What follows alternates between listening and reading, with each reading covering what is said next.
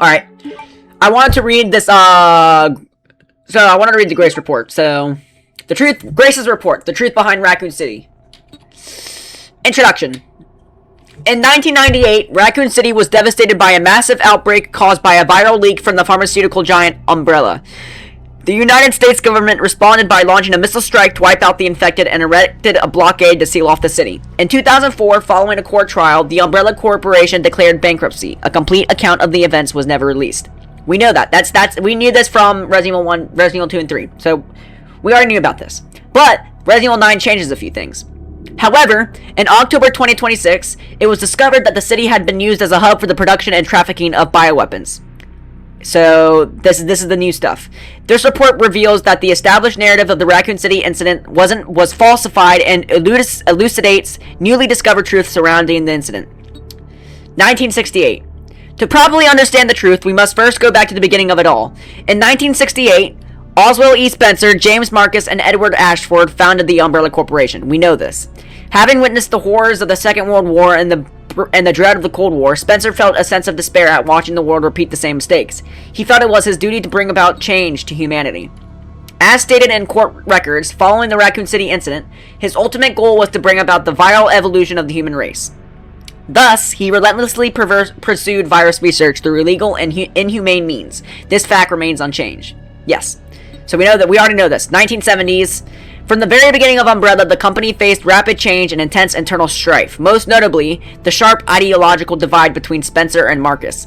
According to court records, this conflict was cited as the primary factor leading to the unusual developments which followed.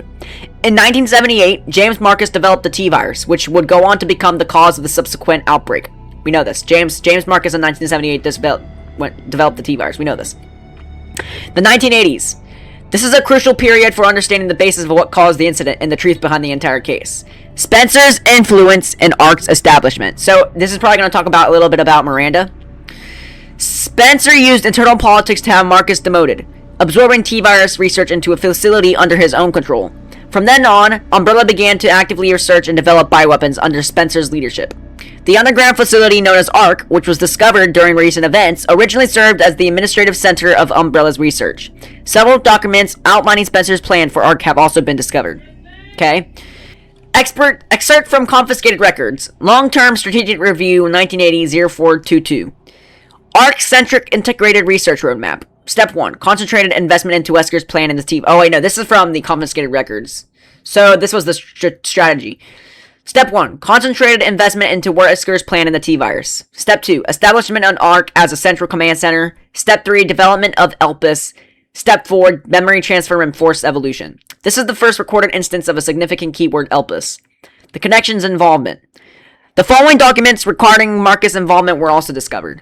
Excerpt from confiscated records, receipt of donation 1986-0138. Recipient James Marcus, sender F Foundation, $30 million. This document shows a suspicious flow of funds being channeled to Marcus. Past FBI investigators revealed that the source of the funds, the F Foundation, was just one of the puppet organizations of the Connections. We know this. The Connections is a criminal organization. Yup. And I'm pretty sure isn't this Mother Miranda right here? Unless I'm wrong. That's me, I believe. Yeah, she was a part of this. She was a part of the Connections.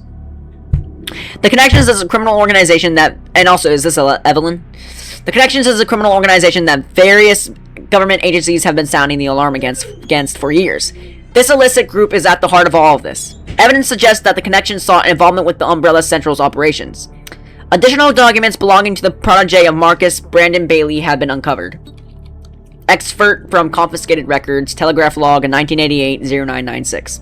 Sender, Brandon Bailey, recipient F Foundation. Preparations are complete. I think it's time they made contact with me directly, don't you? I await a response. This indicates that Bailey took over correspondence with the Connections, succeeding Marcus. Bailey was rumored to be the founder of the Connections, but he may have only been a small cog in the larger machine. We now believe the Connections has had deep roots in the criminal underworld since before the 1980s. Much about the Connections remains unknown. Spencer's Purge. In order for Spencer to obtain complete control over Umbrella, he used force to deal with any internal opposition and influential adversaries. A list of these individuals, seemingly prepared by an associate of Spencer's, was recently discovered. Excerpt from confiscated records, reevaluation list. Following the CEO's reevaluation protocol, measures will be taken against these individuals. Cheryl Moore, Michael Kramer, James Marcus. Omitted. 1990s. During this period, Umbrella continued to grow and expand through ties with the government. The organization became so large that Spencer could no longer fully control it. Numerous accidents plagued Umbrella facilities around the world as a result of poor management. Furthermore, information was being leaked to rival organizations and connections due to moles who had infiltrated the company. Yet despite the circumstances, Spencer was able to thoroughly protect and complete his research at ARC, the research ELPIS. While most records regarding ELPIS were lost with the destruction of ARC, a precious few remain. Excerpt from confiscated records, Spencer's message, 1990, data missing. Tricell, HCF, the family, and Umbrella, ELPIS shall bring it all to an end. So, Tricell, HCF, the family, and Umbrella, ELPIS shall bring it all to an end. Data corrupted. The only information leaked about ELPIS was that it had the potential to upset the military balance of the entire world. However, a strictly managed password known only to Spencer was needed to access it. What is ELPIS? We're finally getting answers on what ELPIS actually is. ELPIS is a very powerful antiviral drug.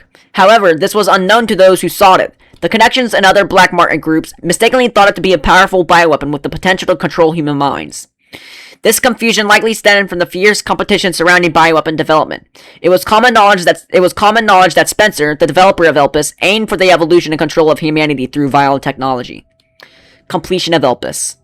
Based on data taken from the confiscated records and changes in Spencer's behavior, we believe ELPIS was completed around the mid-1990s. After this period, the record showed a marked decrease in the number of public statements from Spencer. A similar decrease in activity was also observed at the Raccoon City orphanage. Disturbingly, it is suspected that the children at the orphanage had long been used for Umbrella experimentation. Disgusting. While Spencer frequently visited the orphanage, records indicate he stopped in the 1990s. Furthermore, the orphanage was under the research jurisdiction of William Birkin in the late 90s. William Birkin. Birkin turned against Spencer, ultimately leading to the leak of the T-virus. Yup. That's how it happened. That's how the T-virus got leaked in Resident Evil 2. It's Birkin. No, I think it's Resident Evil 3. It's either Resident Evil 3 or 2.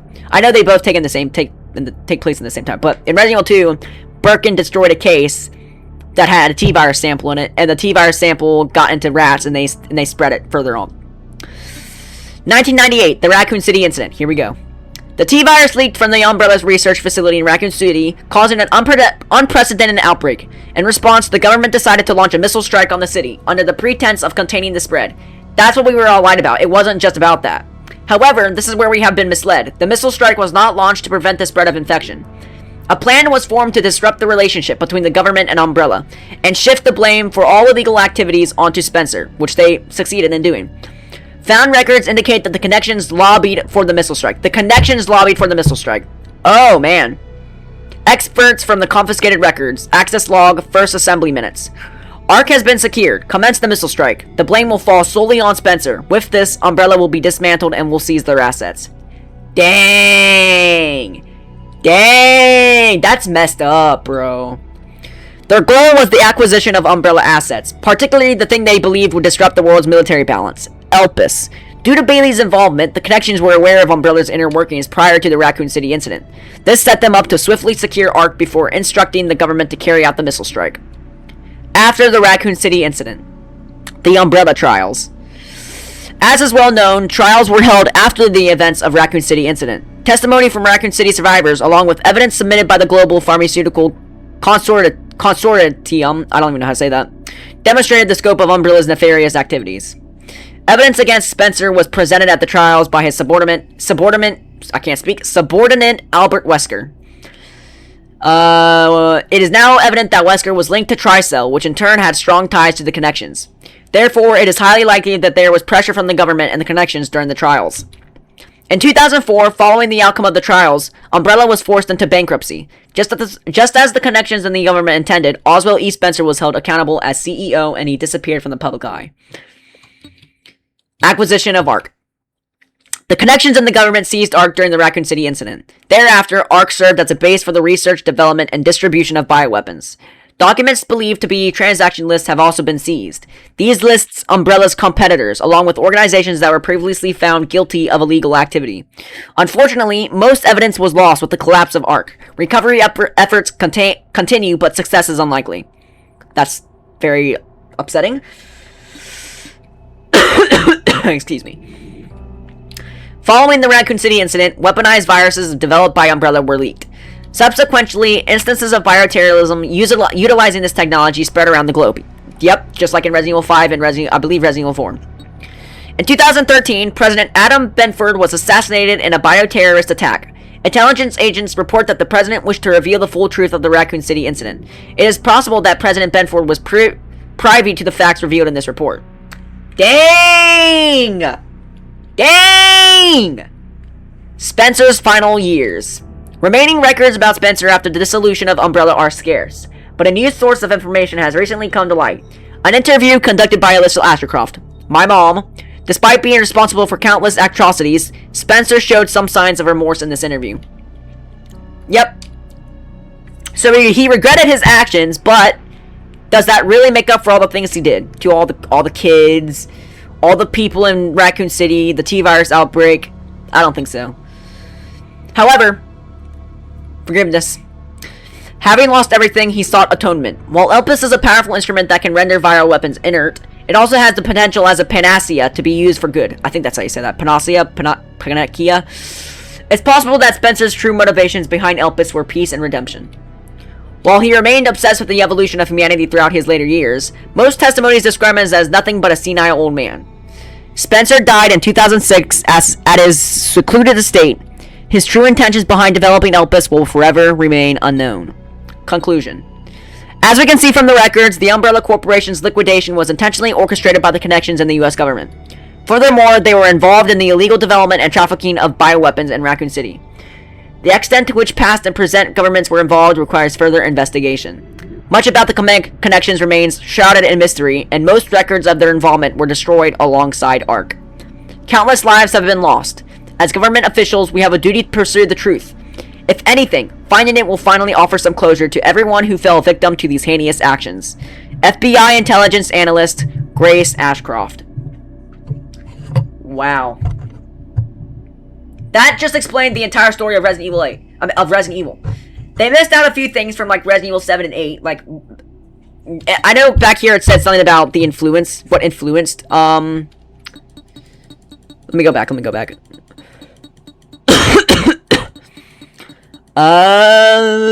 Right. Spencer's purge, the connections involvement, right here.